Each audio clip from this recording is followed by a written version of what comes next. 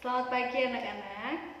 Hari ini kita akan belajar tentang tema 1, subtema 1, pembelajaran 2, pertumbuhan dan perkembangan makhluk hidup. Apakah kalian sudah tahu apa itu pertumbuhan dan perkembangan? Perkembangan adalah proses di mana menuju kedewasaan, yaitu seperti anak kecil yang tumbuh menjadi dewasa, kemudian menjadi tua. Lalu, kalau pertumbuhan adalah proses bertumbuhnya volume. Contohnya dari anak yang kecil memiliki bobot 5 kilo, lalu akan tumbuh besar menjadi 10 kilo, 15 kilo, dan lain sebagainya. Di situ ada perubahan bentuk dari yang semisal dari yang kurus menjadi yang gemuk, semisal seperti tumbuhan yang dulunya pendek menjadi besar. Baik anak-anak, mari kita buka buku halaman 10. Ibu akan menjelaskan yang pembelajaran 2 yang ayo berolahraga. Yang ini nggih. Ibu akan membacakan, lalu kalian menyimak ya. Tuhan menciptakan manusia dengan kelebihannya dibandingkan makhluk hidup lainnya. Sudah seharusnya manusia bersyukur dengan menjaga kesehatan yang diberikan oleh Tuhan. Salah satu cara menjaga kesehatan adalah berolahraga secara teratur. Nah, jadi jika kita ingin menjaga kesehatan kita agar tubuh kita menjadi bugar, sehat, kita harus sering berolahraga. Kita bisa berolahraga seminggu 2 kali. Ya, gak apa-apa, kita setiap pagi senam atau lari-lari atau lari-lari kecil keliling rumah, atau kalau tidak jalan-jalan. Lalu ayo berolahraga menggerakkan kaki dengan berjalan dan berlari. Salah satu cara berolahraga untuk meningkatkan kesehatan kita adalah dengan berjalan dan berlari. Di sini siapa yang suka lari? Lari merupakan sebuah kegiatan olahraga yang juga menyehatkan tubuh. Kamu sudah belajar cara berjalan dan berlari yang benar. Sekarang, gerakan berjalan dan berlari dilakukan dalam permainan. Cara bermainnya adalah, coba perhatikan gambar yang ada di halaman 10. Yang pertama, buatlah kelompok yang terdiri atas 5 orang anak. Setiap kelompok menyiapkan 6 kaleng bekas susu yang diletakkan di tengah lingkaran. Nah, pertama kita membuat kelompok. Satu kelompoknya terdiri atas 5 anak. Per satu kelompok menyiapkan 6 kaleng bekas susu. Setelah itu, setiap kelompok membentuk sebuah lingkaran. Setiap kelompok mendengarkan aba-aba dari guru. Guru memberikan aba-aba berlari maju ataukah berjalan mundur, berlari mundur di lingkaran, dan lain sebagainya. Setiap kelompok melakukan perintah aba-aba guru. Jika guru memerintah susun kaleng, setiap kelompok bercepat-cepat menyusun kaleng di atas dengan susunan 3, 2, dan 1. Nah, di sini adalah sebuah kegiatan yang akan melatih kita bagaimana cara kita bekerja bersama dan berolahraga bersama. Di sini ada 5 anak yang saling mengelilingi kaleng. Kaleng di sini terdapat 6 kaleng. Kalau guru memerintahkan kita untuk menyusun kaleng tersebut, lalu kelompok tersebut akan menyusun kaleng dengan susunan 3, 2, dan 1. Berarti kaleng pertama yang dibawa adalah susun 3 kaleng. Yang kedua ada 2 kaleng. Dan yang paling atas adalah 1 kaleng. Baik anak-anak, kita lanjut ke makhluk hidup bergerak. Coba lihat sebuah kursi di taman. Apakah kursi itu dapat bergerak? Tentu saja kursi itu tidak dapat bergerak. Mengapa demikian? Karena kursi tersebut merupakan benda mati. Berbeda dengan manusia, hewan, dan tumbuhan dapat bergerak. Semua makhluk hidup yang ada di sini yang bisa bernafas, bisa tumbuh dari kecil ke besar, seperti tumbuhan, hewan, dan manusia dapat bergerak sendiri. Kalau benda mati seperti kursi, meja, lemari, seperti marker seperti ini, spidol, tidak dapat bergerak sendiri tanpa adanya sentuhan. Semisal buku hanya diam di sini, buku ini akan bergerak apabila kita menggerakkannya. Contohnya, dari kiri kita geser ke kanan, itu namanya benda yang digerakkan. Bergerak adalah salah satu ciri makhluk hidup. Ya, bergerak merupakan salah satu ciri dari makhluk hidup. Karena makhluk hidup mempunyai alat gerak, seperti contohnya manusia. Manusia bergerak dengan menggunakan kaki. Lalu ada juga hewan. Hewan contohnya kupu-kupu. Kupu-kupu bisa bergerak dari timur ke barat dengan cara menggunakan sayapnya, terbang dari atas ke bawah. Lalu apalagi sih hewan yang bergerak? Ada ikan. Bagaimana cara ikan bergerak? Yaitu dengan cara berenang. Ikan itu berenang menggunakan apa sih? Ikan bergerak dengan menggunakan siripnya. Benda mati tidak dapat bergerak. Benda mati dapat bergerak bila ada yang menggerakkannya. Pada manusia, bergerak untuk berpindah tempat dilakukan dengan menggunakan kaki. Kita pergi ke sekolah, berjalan dengan menggunakan kaki. Kita berolahraga, melompat, bersepeda, berlari, bergerak menggunakan kaki. Kaki memudahkan kita untuk berpindah dari satu tempat ke tempat yang lain. Hewan juga bergerak dengan berbagai cara. Coba lihat, perhatikan gambar yang ada di samping kanan. Di samping kanan buku ada hewan kanguru. Bagaimana cara kanguru itu berjalan? Ayo anak-anak, kanguru berjalan dengan bagaimana?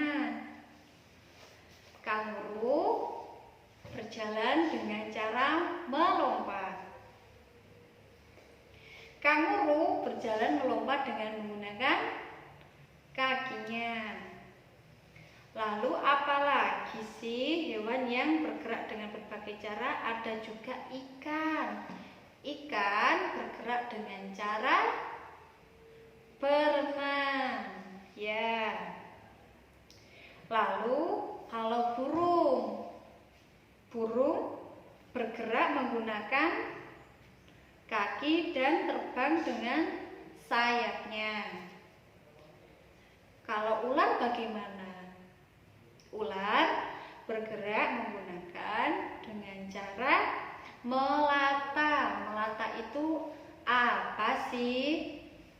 Melata adalah hewan yang bergerak dengan menempelkan tubuhnya, perutnya ke tanah.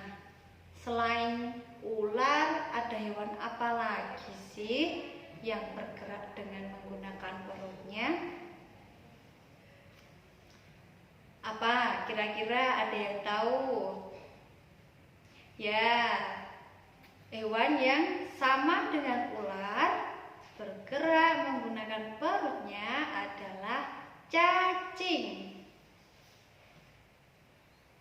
Coba perhatikan gambar, ada putri malu dan juga yang kanan ada bunga anggrek. Bagaimana dengan tumbuhan? Apakah tumbuhan tersebut dapat bergerak? Tumbuhan bergerak tetapi tidak berpindah tempat. Perhatikan contoh. Dua contoh tersebut.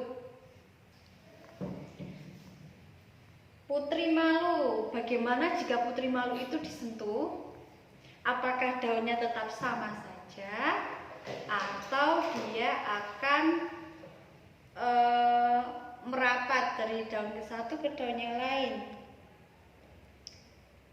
Daun putri malu akan menutup jika kita menyentuhnya. Nah, itu adalah sebuah gerakan. Gerak tumbuhan ketika mendapat sentuhan. Kalau tidak mendapat sentuhan, bunga tersebut tidak akan menutup. Lalu bagaimana dengan bunga yang satu? Di sini ada bunga. Batang tumbuhan akan tumbuh ke arah cahaya matahari. Di sini ada gambar bunga yang menuju ke arah luar jendela. Mengapa demikian? Karena bunga tersebut mengikuti kemana cahaya itu, arah cahaya matahari.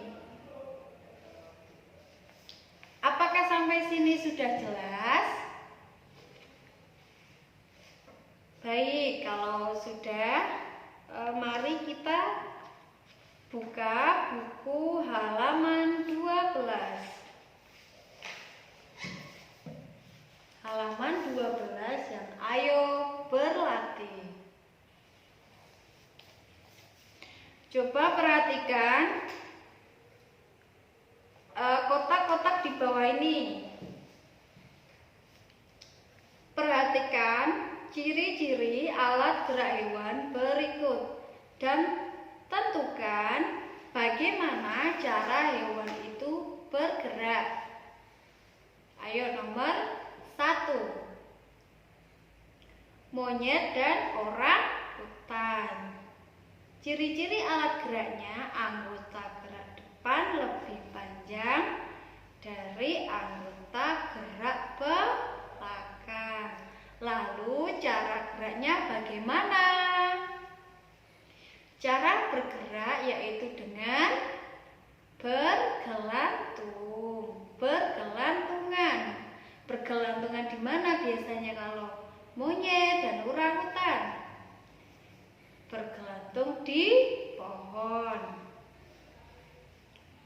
Oke, sekarang yang nomor 2. Ikan, paus, dan anjing menggunakan anggota gerak sirip. bagaimana cara bergeraknya? Yaitu bergerak dengan berenang. Nomor 3, lebah, burung, dan kupu-kupu. Anggota gerak berupa sayap. Lalu kalau sayap itu bagaimana sih geraknya? Yaitu terbang. Hewan apa aja yang bergeraknya dengan terbang? Apalagi contohnya selain lebah, burung, dan kupu-kupu? Yaitu ada capung dengan terbang, lalu ada kumbang, kelelawar juga bisa terbang. Oke, lanjut ya. Sekarang yang nomor 4, kanguru dan katak. Anggota gerak depan lebih pendek dari anggota gerak belakang. Cara bergeraknya seperti apa? Kanguru dan katak bergerak dengan cara melompat. Jadi kanguru dan katak jika ingin berpindah tempat yaitu dengan cara melompat dari selatan ke utara atau mau ke mana saja. Baik, sekarang yang nomor 5, kuda dan macan. Alat gerak depan dan belakang sama panjang. Jadi anggota gerak yang depan sama yang belakang sama panjang. Lalu bagaimana cara dia bergerak? Yaitu dengan cara berjalan. Selain kuda dan macan, ada contoh apa lagi? Selain kuda dan macan, contohnya kambing. Ya, kambing bergerak dengan menggunakan kaki, yaitu berjalan. Ada kerbau dan lain sebagainya.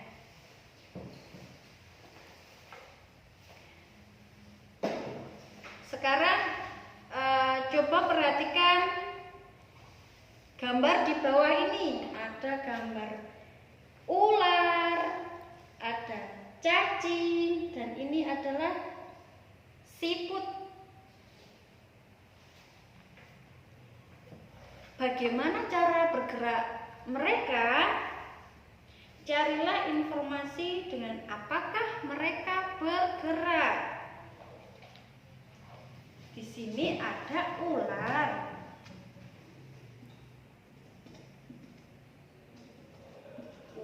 Lalu ada cacing. Lalu ada siput. Bagaimana mereka bergerak?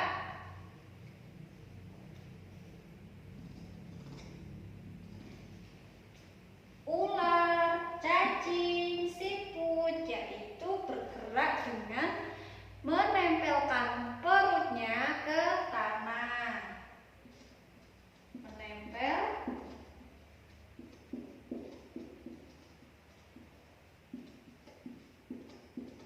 perut ke tanah. Berbeda dengan sapi, kambing, kerbau, mereka berjalan dengan menggunakan kaki. Baik, sekarang mari kita perhatikan halaman 13. Halaman 13 yaitu gerak pertumbuhan kacang hijau. Coba perhatikan. Di sini ada 2 pot kacang hijau. Perhatikan, mari kita amati gerak tumbuhan. Kita pertama 8 biji pot dan kardus. Kalian bisa baca sendiri di rumah, nggih. Oke. Lanjut.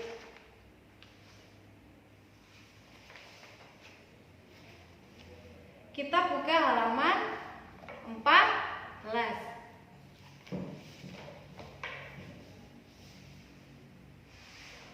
Kemampuan bergerak makhluk hidup merupakan kelebihan yang dianugerahkan oleh Yang Maha Kuasa.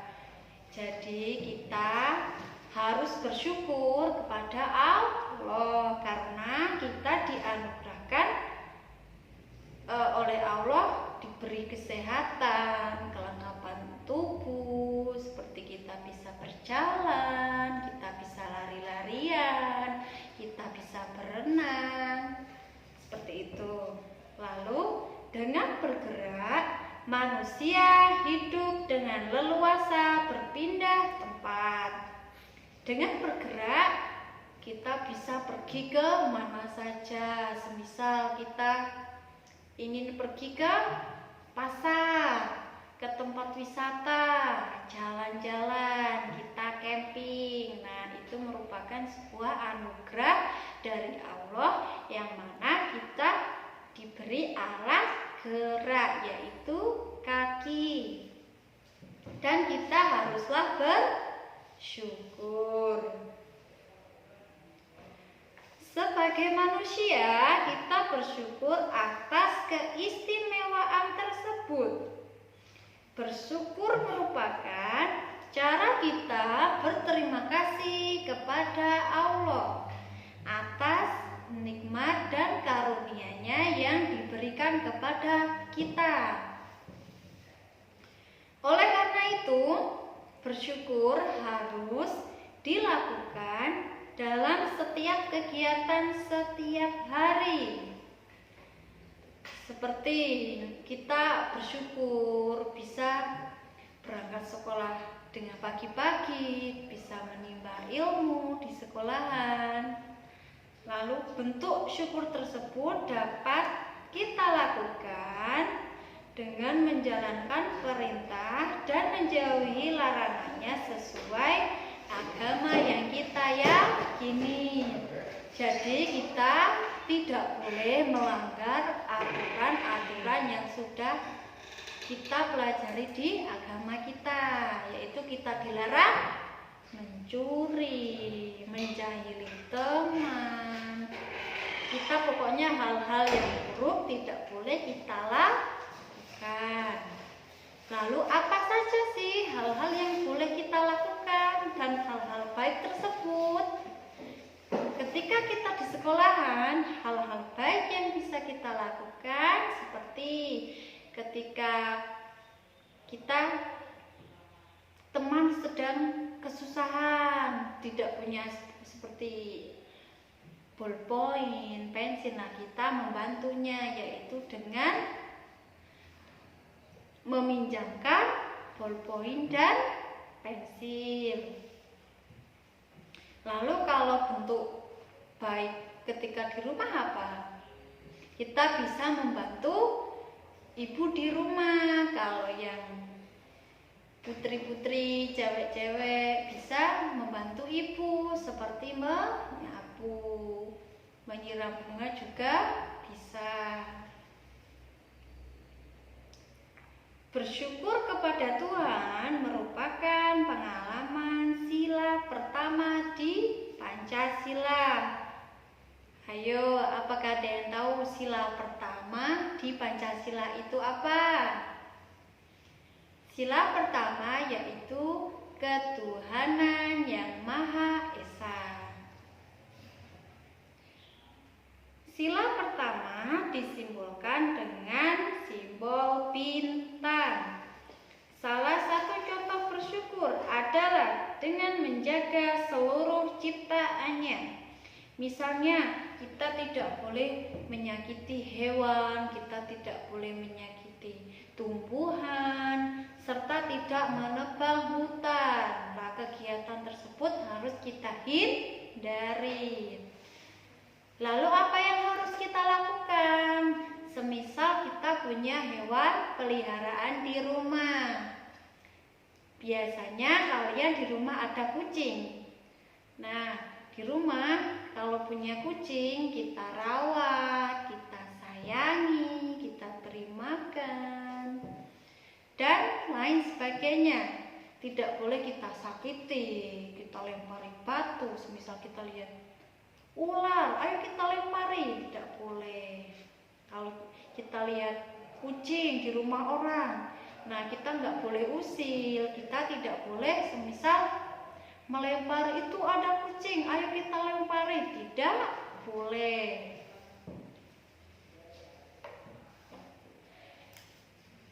Perhatikan gambar burung garuda di samping. Ini adalah gambar simbol-simbol Pancasila. Ini yang sila pertama tadi adalah gambar bintang.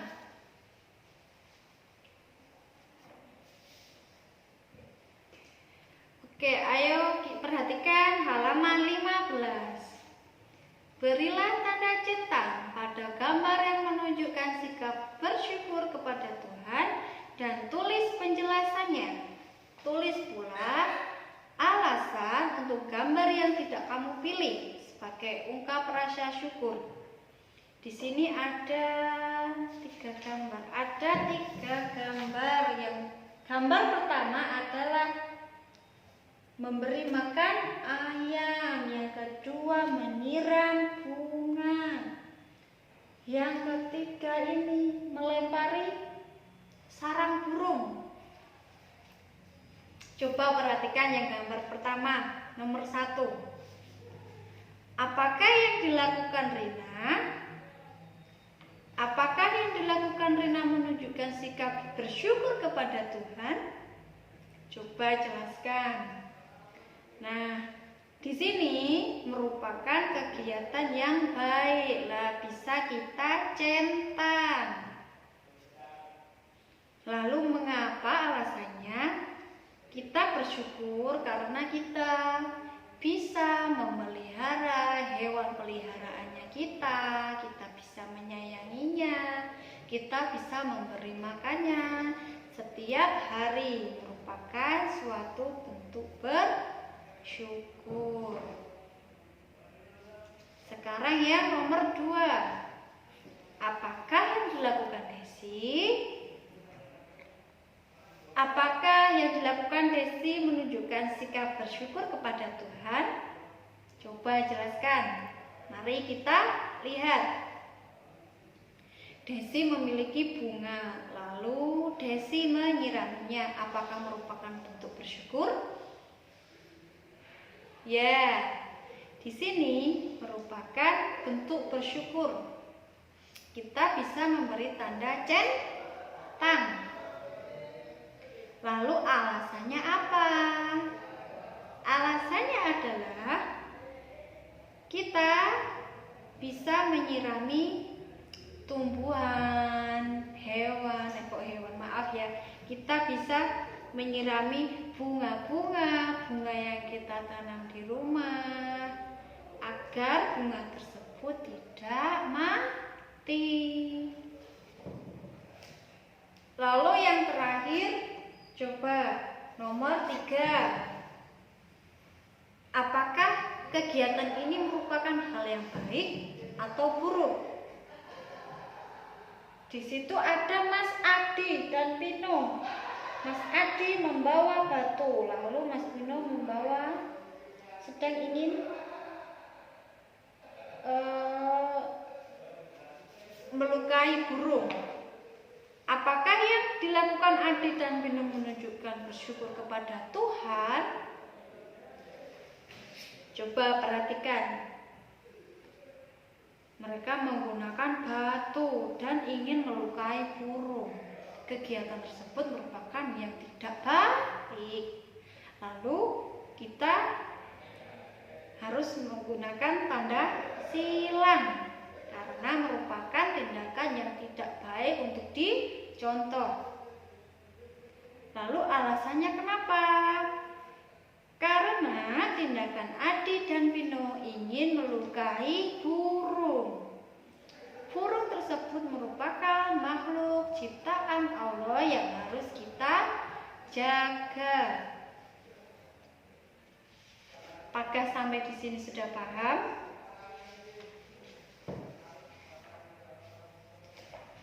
Baik anak-anak,